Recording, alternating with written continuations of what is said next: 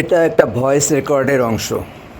State bank of ইন্ডিয়ার দুইজন উচ্চপদস্থ অফিসার এখানে মানসিক নির্যাতন করছে, নানা রকমভাবে ভয় দেখাচ্ছে এবং মিথ্যা অভিযোগ আরোপ করে চূড়ান্ত অপমান করে চলেছে স্টেট ব্যাংকেরই একজন ক্যাশিয়ারকে, যার কাউন্টার থেকে 53,000 টাকা চুরি করে একটা চোর সিসিটিভিতে ধরা পড়েছে।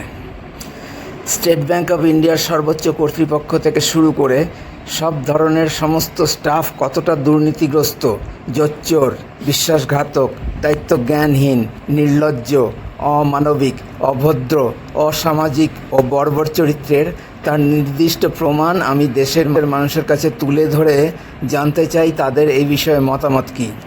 যদিও এই ঘটনাটা অনেক পুরানো, 2018 সালের, এবং এই প্রমাণগুলোর হাজার হাজার পোস্ট সোশ্যাল মিডিয়ায় ঘুরছে 2021 সাল থেকে, কিন্তু আজ 29শে জুলাই 2024 তারিখ পর্যন্ত এত বড় দেশের কোনো প্রভাবশালী ব্যক্তি বা সংস্থা, সরকার বা সরকারি দপ্তর, মন্ত্রী বা রাজনৈতিক নেতা, সংবাদ মাধ্যম, এমনকি সাংবাদিক কেউই কোনো সাড়া দেয়নি।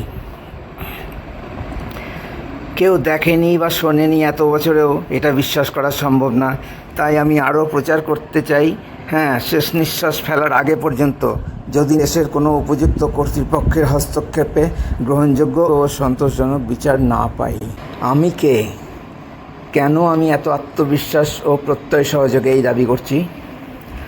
কারণ আমি এই দেশের একজন দায়িত্বশীল নাগরিক, যে চিরকালই একজন দায়িত্বশীল নাগরিকের দায়িত্ব ও কর্তব্য পালন করে এসেছে। আমার নাম দেবব্রত দাস। আমি স্টেট ব্যাংক অফ ইন্ডিয়ার সেই ক্যাশিয়ার যার কাউন্টার থেকে 53,000 টাকা চুরি করে চোর সিসিটিভিতে ধরা পড়েছে। যেই ব্যাংকের উচ্চপদস্থ অফিসাররা আমার ওপর লাগাতার ওই নির্মম আচরণ করেছে যতদিন না আমি প্রাণে বাঁচতে চাকরি ছেড়ে দিয়েছি।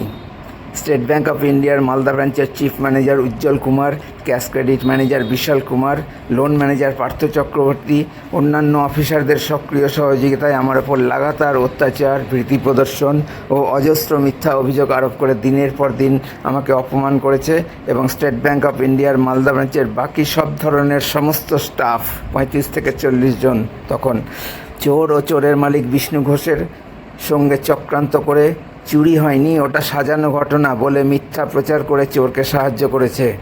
চোরের গায়ে আঁচড়ও লাগেনি, এমনকি চুরি করা টাকাটাও উদ্ধার করে আমাকে ফেরত দেয়নি।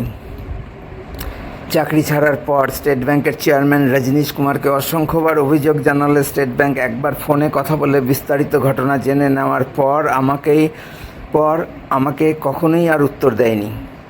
আমার অভিযোগের ভিত্তিতে প্রধানমন্ত্রীর অফিস, অর্থমন্ত্রক, জাতীয় মানবাধিকার কমিশন থেকে লিখিত নির্দেশ গেলেও স্টেট ব্যাংক কোনো তদন্ত না করেই ওরকম কোনো ঘটনা ঘটেনি বলে জানিয়ে নো মেরিট, কেস ক্লোজড বলে জানিয়ে দিয়েছে।